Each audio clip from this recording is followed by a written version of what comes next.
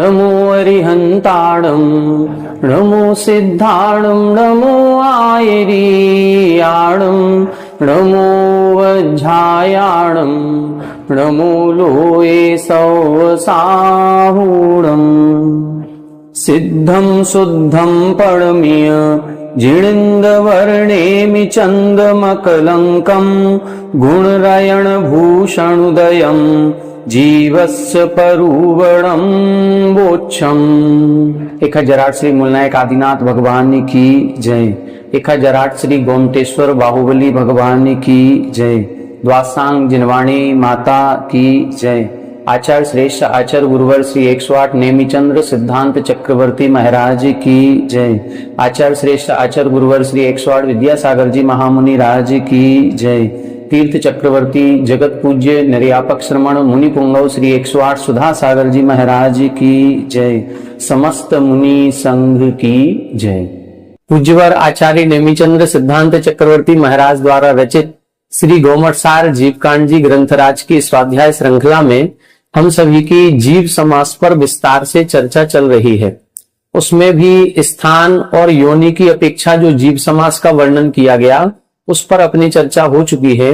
अब शरीर की अवगाहना की अपेक्षा जो जीव समास के या जीवों के भेद प्रभेद बताए गए हैं उस पर अपनी चर्चा हो रही है। पूर्व 2-3 कक्षाओं में अपन ने जीव के शरीर की जो अवगाहना है उस अवगाहना की अपेक्षा से किस जीव की छोटी अवगाहना है, किसकी बड़ी अवगाहना है, इस पर थोड़ी सी चर्चा की थी, जिसमें इन्होंने ये बताया था कि जो अनंतानंत जीव है उन अनंतानंत सभी जीवों में सबसे छोटी अवगाहना यदि किसी जीव की है तो वो सूक्ष्म निगोदिया लब्ध पर्याप्तक जीव की उत्पत्ति के तीसरे समय में होती है। सबसे उत्कृष्ट अवगाहना किसकी होती है? तो जो मध्यलोक में असंख्यातों द्वीप समुद्र है उसमें जो अंतिम समुद्र स्वयंभू रमण समुद्र है उसमें जो महामत्स्य पाया जाता है उसकी सबसे उत्कृष्ट अवगाहना होती है। सबसे जघन्य सूक्ष्म निगोदिया लब्ध पर्याप्तक जीव की और सबसे उत्कृष्ट महामत्स्य की। इसके बाद अपन ने ये देखा था कि क्रम से 2 इंद्रिय आदि जीवों की जघन्य और उत्कृष्ट अवगाहना किसकी है। तब इंद्रियों की अपेक्षा बताया था कि एक इंद्रिय जीव की 1000 योजन से कुछ अधिक, 2 इंद्रिय जीवों में शंख की 12 योजन, 3 इंद्रिय जीवों में चींटी की 3 कोस, 4 इंद्रिय जीवों में भौरे की 1 योजन और पंचेंद्रिय जीवों में जो महामत्स्य है उसकी 1000 योजन, ये उत्कृष्ट अवगाहना होती है। जघन्य अवगाहना किसकी होती है? तो एक इंद्रियों में जघन्य अवगाहना सूक्ष्म निगोदिया लब्ध पर्याप्तक की, 2 इंद्रिय जीवों में जघन्य अवगाहना अणुंधरी नामक जीव की, 3 इंद्रियों में जघन्य अवगाहना कुंथु नामक जीव की, 4 इंद्रियों में जघन्य अवगाहना काण मक्खी की और पंचेंद्रियों में जो जघन्य अवगाहना है वो सिक्थक मच्छ या कंदुल मच्छ की होती है। इस प्रकार से अपन ने ये अवगाहना का क्रम समझा था। फिर पूर्व कक्षा में हमने आपको बताया था कि आगामी जो गाथाएं आ रही हैं इन गाथाओं में जीवों की अवगाहना का विस्तार से वर्णन किया जा रहा है और उनमें जो जीवों के भेद प्रभेद बताए गए हैं वो 64 जीवों के भेद प्रभेद बताए गए। मतलब 64 प्रकार से हम जघन्य और उत्कृष्ट अवगाहना को समझेंगे। इन 64 में 32 अवगाहना जघन्य है और 32 उत्कृष्ट है। उन 32 जघन्य अवगाहनाओं में भी 16 पर्याप्तक जीव हैं और 16 अपर्याप्तक जीव हैं। अब ये जो 16 जीव कहे गए ये कौन से कहे गए? तो हमने आपको बताया था एक इंद्रिय जीवों के हम 12 भेद करेंगे। 12 भेद कौन से करना है? पृथ्वी का एक सूक्ष्म, पृथ्वी का एक बादर, जल का एक सूक्ष्म, जल का एक बादर, अग्नि का एक सूक्ष्म, अग्नि का एक बादर, वायु का एक सूक्ष्म, वायु का एक बादर, फिर निगोदिया जीव सूक्ष्म, निगोदिया जीव बादर। इधर हम नित्य और इतर का भेद नहीं करेंगे। क्यों नहीं करेंगे? क्योंकि उससे अवगाहना पर कोई प्रभाव नहीं पड़ता। तो यहां ये 10 भेद हो गए। फिर सप्रतिष्ठित प्रत्येक और अप्रतिष्ठित प्रत्येक, इस प्रकार से ये 12 भेद एक इंद्रियों के। फिर 2 इंद्री, 3 इंद्री, 4 इंद्री और पंच इंद्री। यहां पंचेंद्री का भी भेद प्रभेद नहीं करना है सैनी असैनी का, क्योंकि उससे अवगाहना पर प्रभाव नहीं पड़ता। सैनी असैनी का भेद मन सहित और मन रहित, मन के सद्भाव और मन के असद्भाव के आधार पर है। शरीर की अवगाहना से इससे कोई प्रभाव नहीं पड़ता। इसीलिए इधर जब हम अवगाहना की अपेक्षा भेद करेंगे तो त्रस्त जीवों के 4 भेद करेंगे और स्थावर जीवों के 12 भेद करेंगे। तो ऐसे 16 भेद बनेंगे। ये 16 भेद पर्याप्तक और 16 भेद अपर्याप्तक, तो 32 हो गए। फिर इन 32 प्रकार के जीवों की जघन्य अवगाहना भी होगी और इन 32 प्रकार के जीवों की उत्कृष्ट अवगाहना भी होगी। जैसे 2 इंद्रिय जीव पर्याप्तक है, तो उस 2 इंद्रिय पर्याप्तक जीवों में जघन्य अवगाहना किसकी है और उत्कृष्ट अवगाहना किसकी है। इसी तरह से 2 इंद्रिय जीवों में, अपर्याप्तक जीवों में जघन्य अवगाहना किसकी और उत्कृष्ट अवगाहना किसकी। कौन किससे बड़ा है? कई बार अपने लोक व्यवहार में होता है, एक ही पहले जो घर परिवार होते थे वो बड़े होते थे, ज्वाइंट फैमिली होती थी और पहले संतान उत्पत्ति भी ज्यादा होती थी। किसी एक माता पिता के हो सकता है 6 लड़के हैं और 8 लड़कियां हैं। अब 14 तो उन्हीं की संतान हो गई। फिर उन संतानों की भी और संतानें होंगी तो प्रपौत्र आदि, पोते नाती, ये सब मिलकर के बहुत सारे हो जाते थे। और जब एक ही घर में कभी छुट्टियों के मौसम में आदमी मिलते थे तो बहुत सारे बच्चे होते थे। फिर लाइन से खड़े होते थे, लाइन से खड़े हो जाओ, पहले सबसे छोटा कौन, फिर सबसे बड़ा कौन, फिर उससे बड़ा, फिर उससे बड़ा, फिर उससे बड़ा, ऐसे सबसे बड़ा कौन है। इस तरह से जब लाइन लगाते थे तो भले ही किसी के जन्मदिन में एक दिन का अंतर क्यों ना हो सकता है किसी का जन्मदिन 20 अक्टूबर को हुआ और किसी का 21 अक्टूबर को हुआ, तो 20 अक्टूबर वाला बड़ा कहलाएगा, 21 अक्टूबर वाला छोटा कहलाएगा, क्योंकि एक दिन बाद हुआ। कभी होता था कि एक ही तारीख में 2 बच्चों का जन्म हुआ लेकिन दोनों में 4 घंटे का अंतर है, तो 4 घंटे का अंतर है तो जो पहले हुआ वो बड़ा कहलाएगा, जो बाद में हुआ वो छोटा कहलाएगा। कभी ऐसा भी होता है कि जुड़वा भाई हुए, दोनों ही एक साथ हुए, तो दोनों भी एक साथ होने पर भी 1 मिनट का या आधा मिनट का तो अंतर होगा ही होगा। ये 12:01 पर हुआ, वो 12:02 पर हुआ, तो जो 12:01 पर हुआ वो बड़ा कहलाएगा, जो 2 मिनट पर हुआ वो छोटा कहलाएगा। कई बार आपने दीक्षाओं में देखा होगा कि आचार्य महाराज जब मान लो 24 दीक्षाएं दे रहे हैं तो 24 दीक्षाओं में बड़े महाराज कौन से कहलाएंगे? जिन पर सबसे पहले संस्कार हुआ वो बड़े महाराज, जिन पर दूसरे नंबर पर हुआ वो उनसे छोटे, फिर जिन पर तीसरे नंबर पर हुआ वो उनसे भी छोटे। इस प्रकार से एक ये क्रम हम आयु की अपेक्षा या अपनी उम्र में ज्ञान की अपेक्षा छोटे बड़े का क्रम रखते हैं। यहां जो क्रम बताया जा रहा है जीवों का, वो शरीर की अवगाहना की अपेक्षा रखा जा रहा है, आयु की अपेक्षा नहीं। हो सकता है जो 2 साल बड़ा है वो उसकी अवगाहना छोटी रह जाए, वो नाटा रह गया, वो तो 5 फीट से आगे बढ़ा ही नहीं, लेकिन जो 2 साल बाद पैदा हुआ था उसकी अवगाहना बढ़ गई और वो उससे भी बड़ा दिखने लग गया।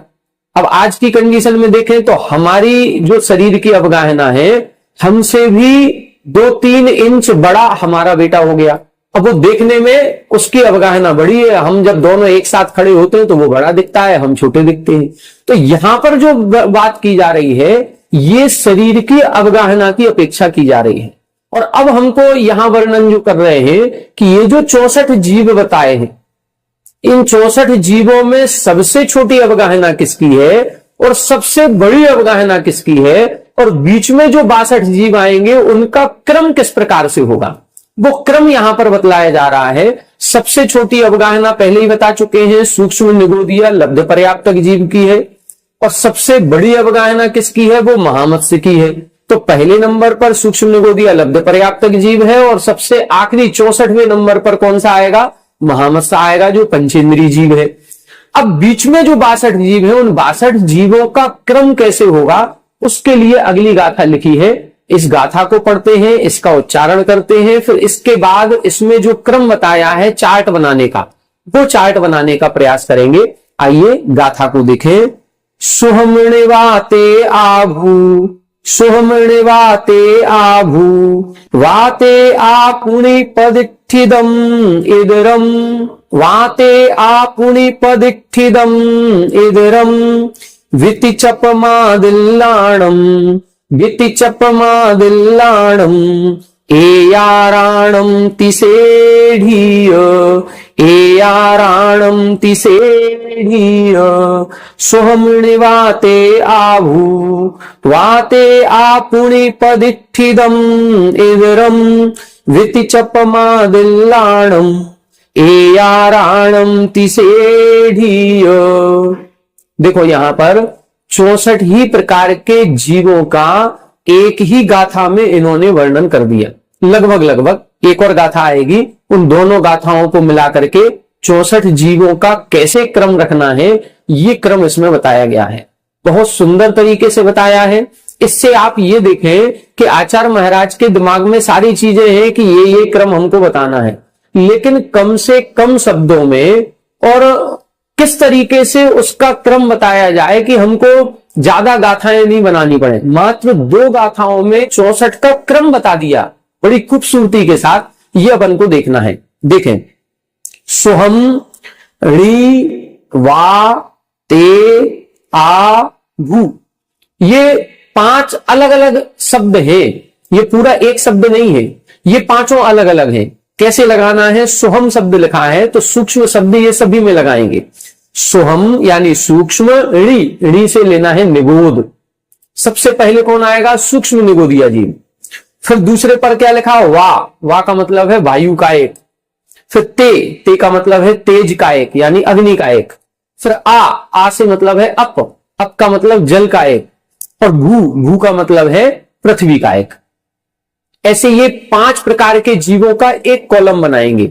ये क्रम से बनाना है तो इधर इन्होंने जोड़े बनाए हैं। 5 जीवों का एक जोड़ा, फिर 6 जीवों का एक जोड़ा, फिर 5 जीवों का एक जोड़ा। इस प्रकार से जोड़े बना करके एक एक कॉलम करते हुए और इन्होंने 64 प्रकार के जीवों को कई प्रकार के कॉलम में विभाजित किया है। तो पहले कॉलम में किन को रखना है? ये 5 जीव रखेंगे। सूक्ष्म, ऋ का मतलब निगोद, बा का मतलब वायु का एक, ते का मतलब तेज या अग्नि का एक, आ का मतलब अप जल का एक और भू का मतलब पृथ्वी का एक। तो ये 5 प्रकार के जीव हो गए। सूक्ष्म निगोदिया जीव, सूक्ष्म वायु का एक जीव, सूक्ष्म अग्नि का एक जीव, सूक्ष्म जल का एक और सूक्ष्म पृथ्वी का एक। ये 5 का क्रम हो गया। मतलब सूक्ष्म निगोदिया जीव से बड़ी अवगाहना किसी की है तो वो सूक्ष्म वायु का एक की है। सूक्ष्म वायु का एक से बड़ी अवगाहना सूक्ष्म अग्नि का एक की। सूक्ष्म अग्नि का एक से बड़ी अवगाहना सूक्ष्म जल का एक की। सूक्ष्म जल का एक से बड़ी अवगाहना सूक्ष्म पृथ्वी का एक की। इनसे भी बड़ी अवगाहना किसकी है? अब दूसरा कॉलम देखें। वा ते आ पुणी पदिष्ठिदम इदरम।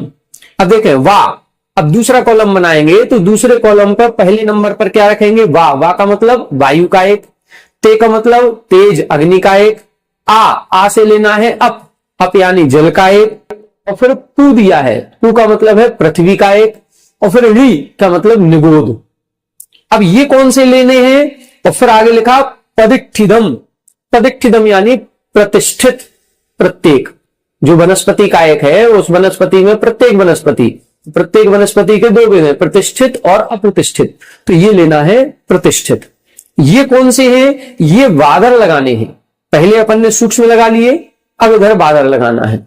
तो पहले सूक्ष्म निगोदिया जीव, फिर सूक्ष्म वायु का एक, फिर सूक्ष्म तेज का एक, फिर सूक्ष्म जल का एक, फिर सूक्ष्म पृथ्वी का एक लगाया था। अब फिर इसके बाद बादर वायु का एक, फिर बादर अग्नि का एक, फिर बादर जल का एक, फिर बादर पृथ्वी का एक, फिर बादर निगोदिया जीव और फिर प्रतिष्ठित प्रत्येक। इसमें 6 वेद हो रहे हैं। तो पहले कॉलम में 5, दूसरे कॉलम में 6। अब तीसरा कॉलम देखें। तीसरे कॉलम में क्या रखेंगे? इदरम। इदरम का मतलब विपरीत। इसके पहले क्या लिखा था? पदिष्ठिदम मतलब प्रतिष्ठित प्रत्येक। तो इधर का मतलब अप्रतिष्ठित प्रत्येक। तीसरे कॉलम में सबसे पहले पर आएगा अप्रतिष्ठित प्रत्येक। फिर लिखा है बी यानी 2 इंद्री, फिर 3 इंद्री, फिर 4 इंद्री, फिर 5 इंद्री। ऐसे ये 3 कॉलम बन गए। 3 कॉलम में कितने जीव हो गए? 16 जीव हो गए। जो अपन ने बताया ना 16 प्रकार के जीव हो रहे हैं, ये 16 जीव पूरे हो गए अपने। पृथ्वी का एक सूक्ष्म, पृथ्वी का एक वादर, जल का एक सूक्ष्म, जल का एक वादर, अग्नि का एक सूक्ष्म, अग्नि का एक वादर, वायु का एक सूक्ष्म, वायु का एक वादर, निगोदिया सूक्ष्म, निगोदिया वादर, सप्रतिष्ठित प्रत्येक, अप्रतिष्ठित प्रत्येक, 2 इंद्री, 3 इंद्री, 4 इंद्री और 5 इंद्री। ये जो 16 जीव हैं, इन 16 जीवों का क्रम कैसे है वो 3 कॉलम में बताया है। पहले इन 3 कॉलम को अपन बना ले, फिर इसके बाद आगे की गाथा का अर्थ देखेंगे, जिसमें लिखा है आदिल्लाणम एयाराणम तिसेढ़ीय। फिर इन 16 प्रकार के जीवों में जो आदिल्लाणम मतलब प्रथम, एयाराणम 11 नाम दिए हैं। पहले 16 हो गए, पहले कॉलम में 5, दूसरे में 6, तीसरे में 5। तो प्रथम जो 11 दिए हैं, मतलब पहले कॉलम के 5 और दूसरे कॉलम के 6, ये जो 11 हैं, इन 11 को फिर से लिखना है और 3 बार लिखना है। तिसेढ़ीय, 3 श्रेणी बना करके लिखना है। अब जब ये 3 श्रेणी बना करके लिखेंगे तो 11 11 11 को तो 33 नाम और हो गए। 16 ये हो गए थे, 33 ये हो गए, तो 16 और 33 कितने हो गए? 49 नाम एक ही गाथा में बता दिए। 64 बताने हैं, 64 में से एक ही गाथा में 49 बता दिए, बाकी नामों को अगली गाथा में बताएंगे। तो अगली गाथा पढ़े, इसके पहले अपन इसका चार्ट बनाएंगे। ये चार्ट कैसे बनाना है आइए देखें। अब इधर अपन को गाथा के अनुसार जो इधर इन्होंने बताया गया है उसको लिखना है। इसमें 3 कॉलम बनने हैं। पहले कॉलम में पहले नंबर पर क्या आएगा? तो इन्होंने लिखा था सुहम ऋवाते आभू। सुहम सबसे पहले क्या लिखेंगे? सूक्ष्म ऋवाते का मतलब नी का मतलब हो जाएगा निगूढ़, सूक्ष्म निगूढ़। दूसरे नंबर पर क्या लिखा? निवाते, वा का मतलब वायु का एक, तो सूक्ष्म वायु का एक। तीसरे नंबर पर क्या लिखा है? वाते, वा के बाद क्या आएगा? तेज, तेज का मतलब अग्नि, तो ये अग्नि का एक हो गया। ठीक है। फिर 4 नंबर पर क्या आएगा? सूक्ष्म वाते आभू, आ का मतलब है अप का मतलब जल का एक, तो इधर हो जाएगा जल। और 5वें नंबर पर क्या आएगा? सूक्ष्म भू का मतलब पृथ्वी, तो इधर हो जाएगा पृथ्वी। ये पहला कॉलम हो गया। और इस पहले कॉलम के ये 5 क्रम से जीव इन्होंने बता दिए। सुहम ऋवाते आभू, सुहम ऋवाते आभू, ये 5 हो गए। अब दूसरी लाइन, दूसरा चरण देखें। अब इधर बता रहे हैं वाते आ पुणी पदिठिदम, ये दूसरा कॉलम बनेगा। अब दूसरे कॉलम में अब अपन इधर से ये लाइन खींच करके 6वां नंबर शुरू हो जाएगा। ये 5 हो गए थे। अब 6वें नंबर पर क्या आएगा? तो वाते आ पुणी, ये सूक्ष्म जीवों की चर्चा हो गई। अब इधर वादर की चर्चा होगी, तो इधर लिखेंगे वादर। फिर क्या लिखा? सबसे पहले वा का मतलब वायु। फिर 7वें नंबर पर वादर तेज यानी अग्नि। फिर 8वें नंबर पर वादर क्या लिखा? वाते आपुनी, आ का मतलब अप का मतलब जल का एक। फिर 9वें नंबर पर वादर पू का मतलब पृथ्वी का एक। और फिर 10वें नंबर पर वादर ऋ का मतलब निगूढ़, 10 हो गए। और फिर 11वें नंबर पर लिखा है पदिठिदम यानी प्रतिष्ठित प्रत्येक, प्रतिष्ठित प्रत्येक। ये 2 कॉलम अपने पूरे हो गए। पहले चरण में पहला कॉलम, दूसरे चरण में दूसरा कॉलम। अब तीसरा चरण, उसमें तीसरा कॉलम बता रहे हैं। तीसरे कॉलम में फिर से अपन को 5 नाम कौन से लिखने हैं। तब इधर देखें, इधर इन्होंने लिखा अगला शब्द इधरम। इधरम का मतलब क्या होता? इधरम का मतलब है विपरीत। तो ये जो प्रतिष्ठित प्रत्येक था इसका विपरीत करें, तो इधर 12वें नंबर पर क्या आ जाएगा?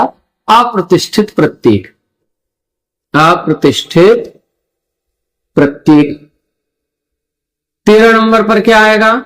अब देखें बी टी च प, बी का मतलब 2 इंद्री, बी का मतलब 2 इंद्री।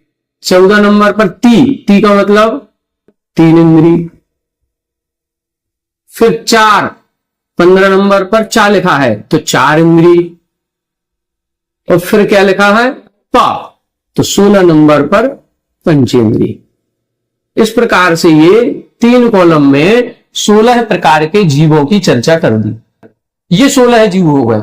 इन्हीं 16 जीवों की अवगाहना बता रहे हैं। सबसे जघन्य अवगाहना इसकी, इससे बड़ी वायु का एक, वायु का एक से बड़ी अग्नि का एक, अग्नि से बड़ी जल का एक, जल का एक से बड़ी पृथ्वी का एक की, फिर इससे बड़ी बादर वायु का एक की, फिर बादर अग्नि का एक की, फिर बादर जल का एक, फिर बादर पृथ्वी का एक, फिर बादर निगूढ़, फिर प्रतिष्ठित प्रत्येक, फिर इससे भी बड़ी अवगाहना क्रम से इनकी होगी।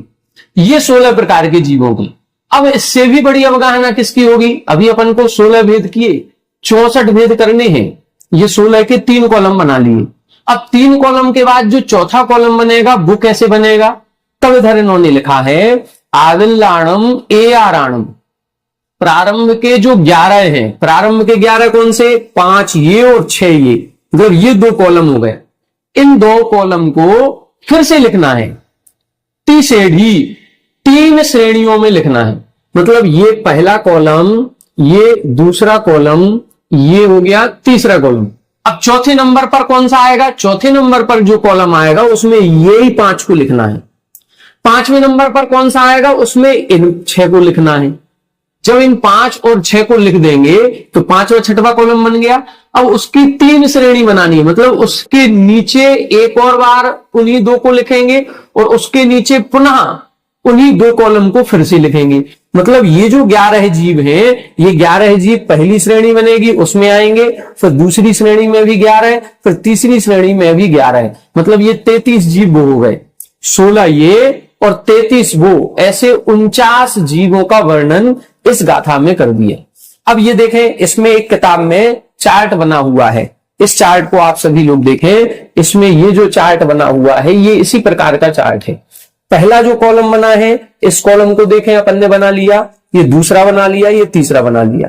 फिर इसके बाद ये जो 3 श्रेणियां बनाई हैं, इसको मैच करेंगे तो पहले कॉलम में जो लिखा है वो ही चौथे कॉलम में है, जो दूसरे कॉलम में है वो ही 5वें कॉलम में है, और इन्हीं को सेम नीचे 2 कॉलम में लिखा गया है। तो ये 3 श्रेणी बन गई। अब इसके बाद फिर 3 कॉलम बने हैं। ये 3 कॉलम में कौन से जीव आएंगे, इनका वर्णन अगली गाथा में है। तो ये 3 कॉलम में कौन से जीव हैं, इनको अपन समझते हैं। क्योंकि ये जो 11 हैं अभी बोर्ड पर अपने इतनी जगह नहीं है, इसको कैसे बनाना है, इसको जैसा किताब में दिया है इसको हम पहले से बना के रखेंगे, और अगली क्लास लेंगे जब, तो अगली क्लास में इन सबको एक साथ बना करके फिर बताएंगे। अभी ये आप किताब से मिलान कर ले तो इसमें सरलता पूर्वक आप मिलान कर सकते हैं। अभी अपन अब अगली गाथा देखते हैं कि अगली गाथा में इसको अपन को कैसे अर्थ निकालना है और कैसे आगामी 3 कॉलम और बनेंगे। ये सेम आ गए 11 कॉलम, जो 11 जीवों के स्थान है, इन्हीं को रिपीट करके 3 बार लिखना है, वो अपन लिख लेंगे। अब आगामी देखते हैं अपन, मतलब पहला, दूसरा, तीसरा, चौथा और 5वां, ये 5 कॉलम हो गए। अब 6वें, 7वें और 8वें में क्या होगा वो अपन देखते हैं। आइए देखें आगामी 3 कॉलम में किस प्रकार से वर्णन किया है। इसके लिए अगली गाथा का उच्चारण करेंगे। अपदिठिद पत्तेयम, अपदिठिद पत्तेयम, विति चपति चवि अपदिठिदम शैलम, विति चपति चवि अपदिठिदम शैलम, तिचवि अपदिठिदम चय, तिचवि अपदिठिदम चय, शैलम वादाल गुणदो कमा, शैलम वादाल गुणदो कमा। अच्छे से पढ़ेंगे तो इसका उच्चारण बन जाएगा, बार बार प्रयास करेंगे तब बनेगा। देखें अब चौथे कॉलम में जो आएगा अपदिठिद प्रत्ययम, सबसे पहले अप्रतिष्ठित प्रत्येक को लिखना है। सबसे पहले क्या लिखेंगे? अप्रतिष्ठित प्रत्येक, फिर बी यानी 2 इंद्री, फिर ती यानी 3 इंद्री, फिर चा यानी 4 इंद्री, और फिर पा यानी पंचेंद्री। 5 प्रकार के जीव हो गए। अप्रतिष्ठित प्रत्येक, फिर 2 इंद्री, फिर 3 इंद्री, फिर 4 इंद्री, फिर पंचेंद्री। ये कॉलम 1। फिर इसके बाद का कॉलम बनेगा, उसमें क्या लिखेंगे? ती यानी 3 इंद्री, फिर चा से 4 इंद्री, फिर बी से 2 इंद्री, फिर अपदिठिदम अप्रतिष्ठित प्रत्येक, और फिर शैलम यानी पंचेंद्री। तो ये 5 जीव हो गए। फिर से देख ले एक बार। सबसे पहले कॉलम में अपदिठिद प्रत्ययम, अप्रतिष्ठित प्रत्येक, फिर 2 इंद्री, फिर 3 इंद्री, फिर 4 इंद्री, फिर पंचेंद्री। दूसरा कॉलम बनाया तो 3 इंद्री से शुरू किया, 3 इंद्री, 4 इंद्री, 2 इंद्री, अप्रतिष्ठित प्रत्येक, और फिर शैलम यानी पंचेंद्री। तीसरा कॉलम बनेगा उसमें यानी 3 इंद्री, 4 से 4 इंद्री, 2 से 2 इंद्री, फिर अपदिष्ठितम यानी अप्रतिष्ठित प्रत्येक, और फिर शैलम, और फिर सकल अर्थात पंचेंद्री। जो इस गाथा के अनुसार दूसरा कॉलम है, उस दूसरे कॉलम में जो जीव है वही जीव तीसरे कॉलम में है। देखें यहां से ती चवी अपदिष्ठितम शैलम, और इधर तीसरे चरण में भी यही लिखा है ती चवी अपदिष्ठितम शैलम, वही सेम है, इसीलिए उन्होंने शब्द भी वही रखे। फिर आगे लिखा वादाल गुणित कमा। बादाल, बादाल का मतलब होता है 42। ये जो 42 है ये गुणित क्रम है।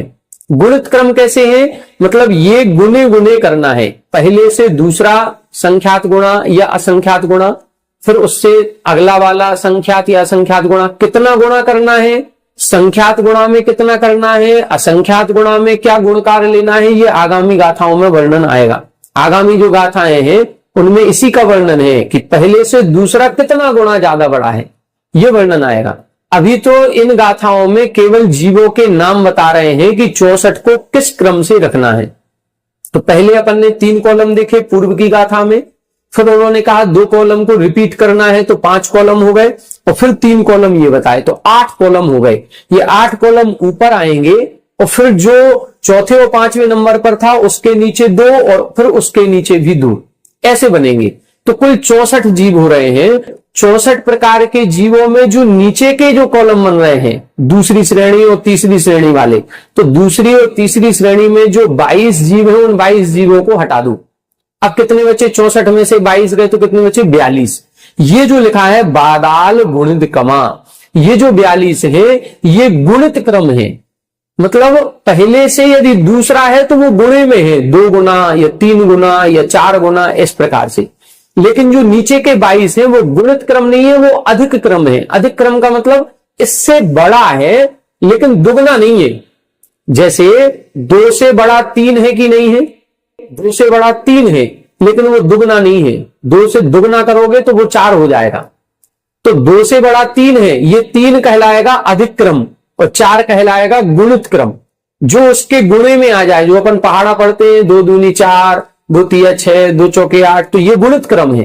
लेकिन इसके बीच में 5 भी आ रहा है, 3 भी आ रहा है, 7 भी आ रहा है, जो पहाड़े में संख्या नहीं आती है 2 की, तो वो क्या है, वो अधिक क्रम कहलाएगा।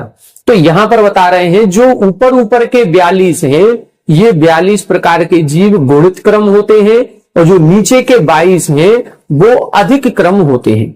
अब अपन जो नीचे जो अपन ने अभी गाथा पढ़ी है 98 नंबर की, इसका भी चार्ट बना लेते हैं कि इस चार्ट में 3 कॉलम बनेंगे, उन 3 में किस प्रकार से जीवों की संख्या रखनी है। आइए देखें 3 कॉलम हो गए थे।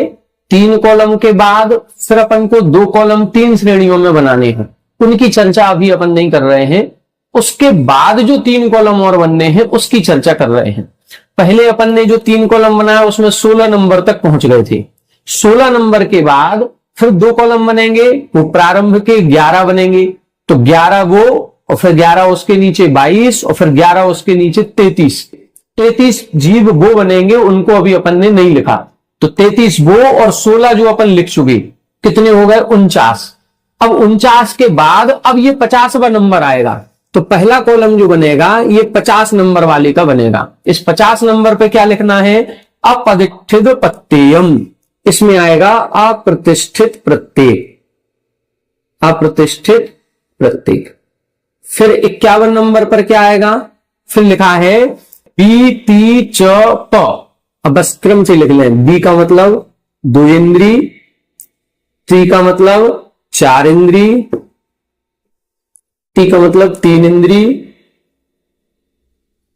फिर 53 नंबर पर चा यानी 4 इंद्री,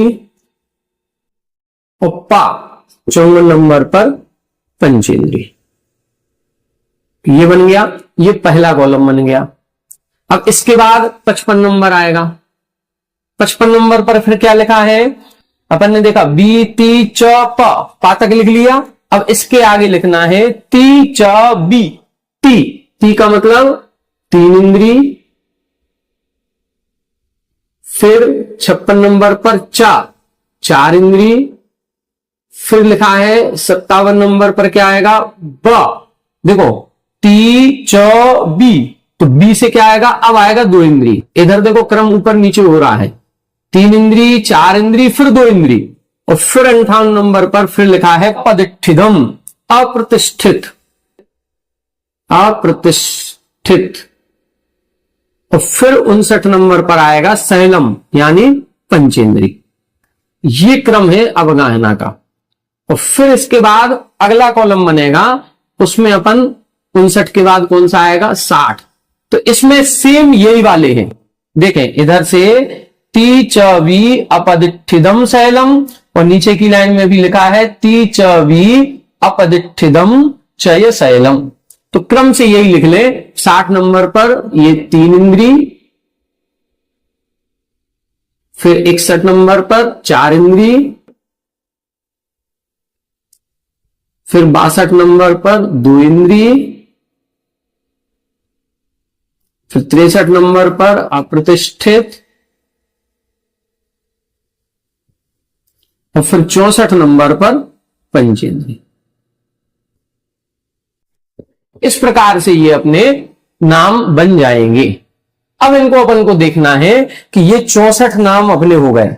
अभी अपन ने ये डिसाइड नहीं किया है कि इसमें कौन सा पर्याप्तक है, कौन सा अपर्याप्तक है, कौन सी जघन्य अवगाहना है, कौन सी उत्कृष्ट अवगाहना है। ये जो अपन ने 64 नाम लिखे हैं, इसमें एक नाम 4 बार आ गया। जो अपन ने 16 नाम लिखे थे, जैसे पृथ्वी का एक है, अब ये पृथ्वी का एक सूक्ष्म में 4 बार आएगा। इसी तरह पृथ्वी का एक बादर भी 4 बार है। अब 4 बार में उसको कौन सा स्थान कहां पर लिखना है, वो पर्याप्तक का है कि अपर्याप्तक का है, सूक्ष्म का है कि बादर का है, ये अपन को देखना है। जैसे 2 इंद्री है, ये 2 इंद्री भी 4 बार आएगा। 2 इंद्री इधर भी आ गया 57 नंबर पर, 2 इंद्री 62 नंबर पर भी है, 2 इंद्री 51 नंबर पर भी है, और 2 इंद्री जब अपन ने 16 भेद बनाए थे उनमें भी आया था। तो ये 2 इंद्री 4 बार आ गया। तो 4 बार में 2 पर्याप्तक है और 2 अपर्याप्तक है। और जो 2 पर्याप्तक है उनमें एक जघन्य है, एक उत्कृष्ट है। जो 2 अपर्याप्तक है उनमें एक जघन्य है, एक उत्कृष्ट है। अब कौन सा जघन्य है, कौन सा उत्कृष्ट है, कौन सा पर्याप्तक है, कौन सा पर्याप्तक है, इसको आगामी 2-3 गाथाओं में बताएंगे कि इनको किस तरीके से लिखना है। तो जो नीचे गाथाएं आएंगी उन गाथाओं में इसका वर्णन आएगा। आज की गाथा में इतना ही। आप सभी लोग अपनी कॉपी रजिस्टर पर इस चार्ट को बनाने का प्रयास करें। किताब से देख करके नहीं बनाना है, आप गाथा को पढ़ें, उस गाथा के अनुसार अपना चार्ट बनाएं, और फिर चार्ट बनाने के बाद फिर गाथा से मिलान करें, तो आपकी मेहनत सही मेहनत कहलाएगी। यदि देख देख करके बनाएंगे तो फिर तो वो सारी मेहनत आचार्य भगवान ने कर ही दी। हम इसीलिए इन गाथाओं को पढ़ा रहे हैं कि आप लोग मेहनत करें। हम चाहते तो ये भी कह देते कि ये चार्ट बना हुआ है, इसको आप देख लीजिए, बिल्कुल सरल है, बस इतना कह के आगे बढ़ जाते। लेकिन पूज्य गुरुवर का आशीर्वाद, उनका निर्देश ये है कि हमें पूरी गाथाओं को पढ़ना है और पढ़ाना है। जितनी मेहनत हो सके उतनी मेहनत करनी है। फिर उसके बाद लोगों को मेहनत करनी है, आप सभी को मेहनत करनी है। एक गाथा को, एक वीडियो को आप 2-2 बार, 3-3 बार, 4-4 बार देखेंगे तो आपकी ये विषय समझ में आएगा। बाकी हम अपनी मेहनत पूरी कर रहे हैं, अब आपको मेहनत करने की जरूरत है। आप लोग अपना समय निकालें और मेहनत करके इसके चार्ट पूरे बनाएं, तब जाकर के ये विषय अच्छी तरह से स्पष्ट होगा। आगामी गाथाओं का विषय आगामी गाथाओं में, आगामी कक्षा में लेंगे। आप सभी हमारे साथ बने रहें। सभी को जय जय।